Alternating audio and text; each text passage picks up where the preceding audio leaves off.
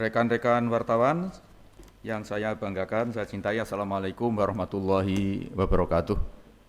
Selamat siang, salam sejahtera selamat sore, mohon maaf. Salam sejahtera untuk kita semua, Om Swastiastu, Namo Buddhaya, salam kebajikan. Perlu saya sampaikan pada hari ini telah dilaksanakan rapat kabinet terbatas khusus untuk membahas persiapan menyongsong Nataru tahun 2022-2023. Perlu saya sampaikan bahwa persiapan Nataru secara umum sudah siap dan pertemuan-pertemuan koordinasi sudah dilakukan 3 kali sebelum rapat kabinet terbatas ini, yaitu rapat di tingkat eselon 1 itu diprakarsai oleh Kemenko PMK pada tanggal 5 Desember 2022, kemudian rapat koordinasi yang memberikan titik tekan pada masalah transportasi dilakukan oleh Kementerian Perhubungan pada tanggal 13 Desember 2022, kemudian yang terakhir yaitu rapat koordinasi yang lebih menekankan pada aspek ketertiban dan keamanan itu diselenggarakan di Mabes Polri oleh Pak Kapolri tanggal 16 Desember 2022. Kemudian tadi Bapak Presiden memberikan arahan beberapa poin sebelum kita paparkan beberapa masalahnya, yaitu arahan dari Bapak Presiden supaya kita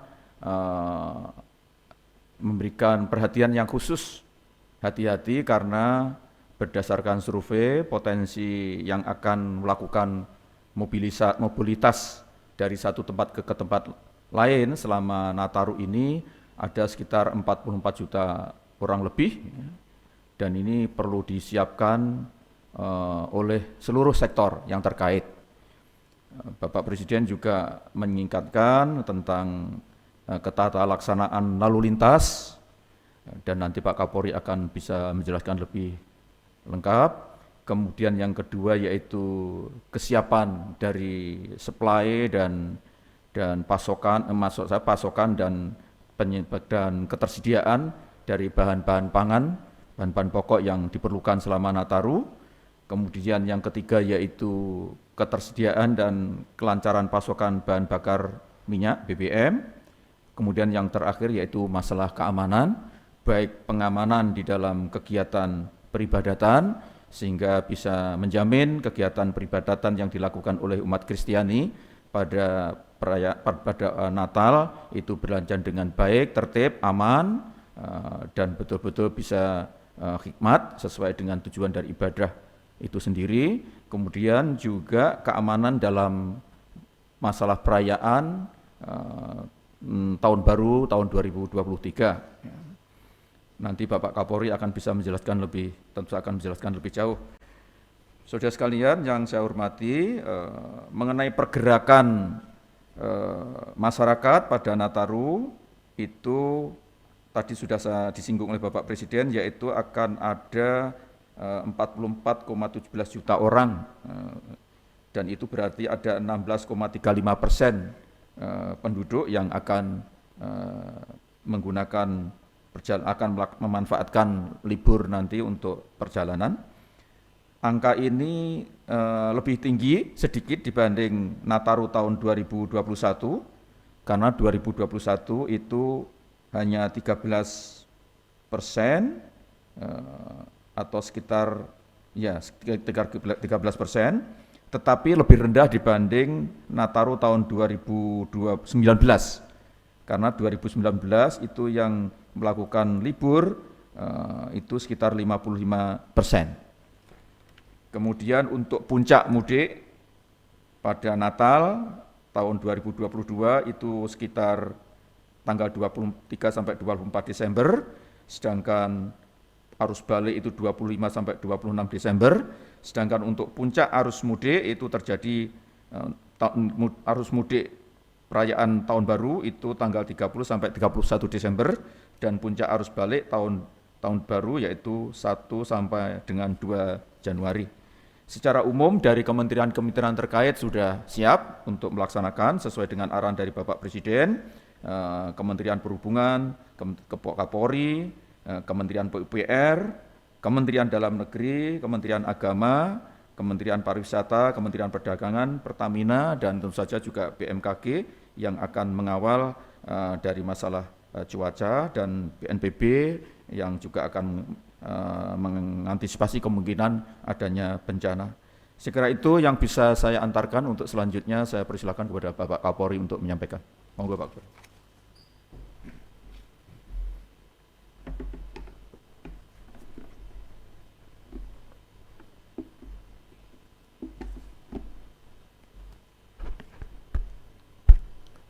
Assalamualaikum warahmatullahi wabarakatuh. Salam sejahtera bagi kita semua. Shalom, Om Swastiastu, Namo Buddhaya, salam kebajikan. Yang terhormat Bapak Menko PMK serta rekan-rekan media, sesuai dengan arahan Bapak Presiden terkait dengan persiapan libur Nataru, maka beliau memerintahkan kepada kita untuk memastikan bahwa seluruh rangkaian yang terkait dengan kegiatan Nataru, mulai dari kegiatan masyarakat yang melaksanakan mudik ataupun balik, masyarakat yang melaksanakan ibadah pada saat malam Natal dan tanggal 25 siang sampai malam, dan juga masyarakat yang melaksanakan perayaan malam tahun baru, karena di situ semua kegiatan ada, mulai dari kegiatan ibadah di malam tahun baru, namun di sisi lain juga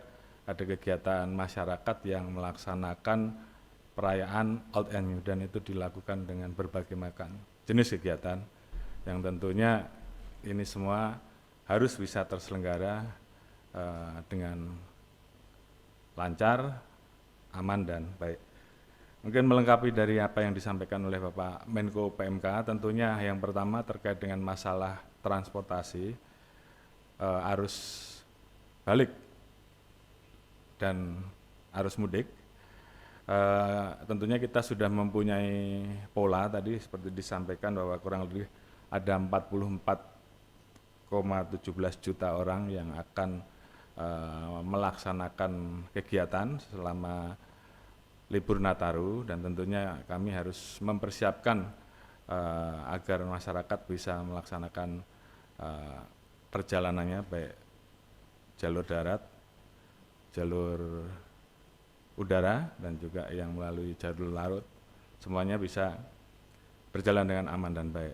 Khusus untuk jalur darat, tentunya pengalaman pada saat pelaksanaan Idul Fitri, tentunya ini menjadi pengalaman yang sangat baik, dan kami sudah memiliki pola terkait dengan bagaimana kita mengatur pada saat terjadi kepadatan. Artinya pada saat memang situasi sangat padat, khususnya di jalan tol, tentu akan kita berlakukan proses rekayasa mulai dari kontraflow sampai dengan one way atau satu arah.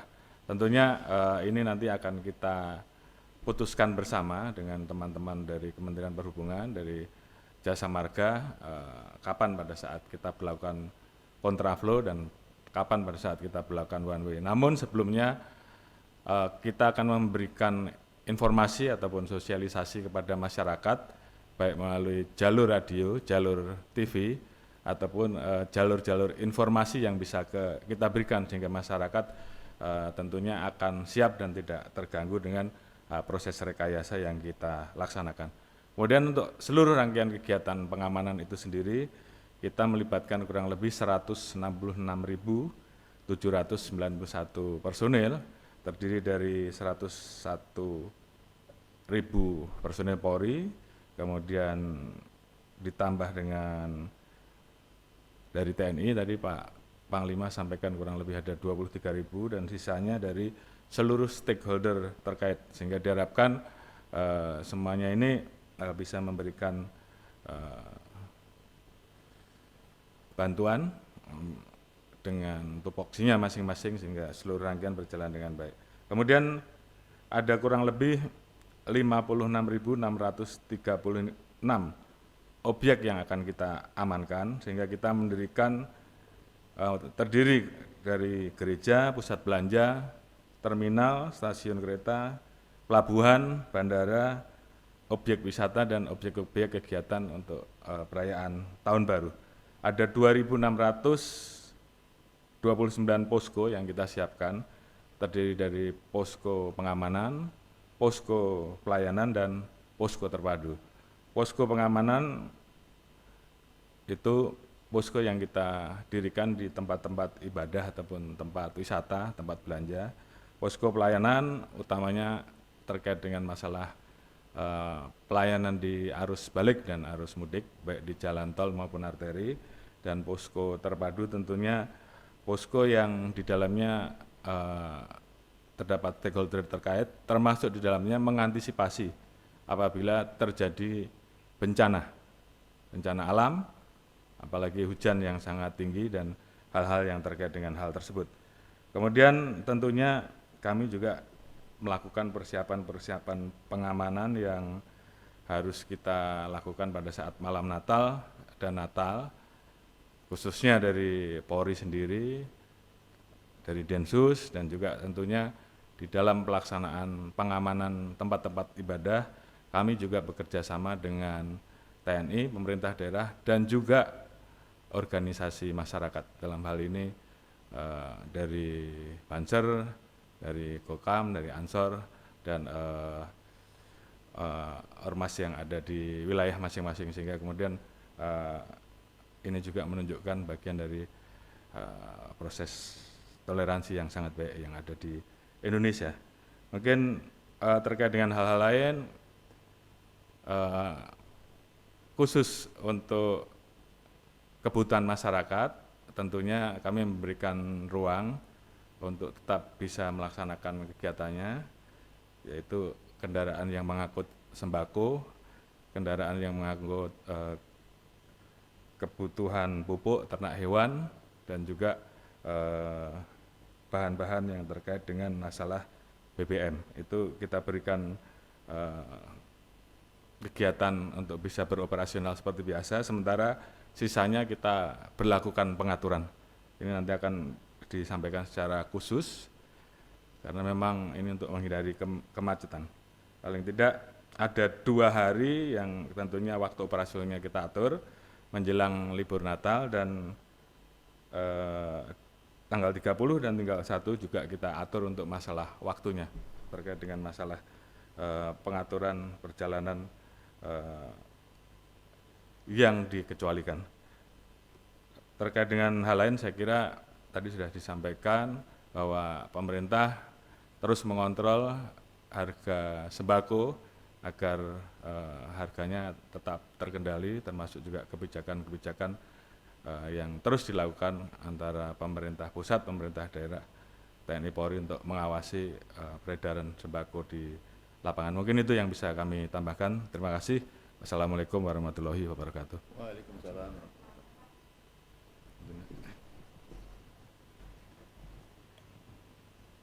Izin Pak Kapolri terkait tadi ya Pak ya, antisipasi Nataru gitu Pak, spesifik terkait terorisme, antisipasinya seperti apa ya Pak ya, karena jelang Nataru ini kan Densus 88 sudah ini ya Pak ya, menangkap terduga teroris 11 orang di Sumatera. Makasih. Terima kasih. Jadi pasca peristiwa bom yang terjadi di Astana Anyar kemarin, sampai saat ini kita sudah melakukan kegiatan pengamanan dan pengembangan.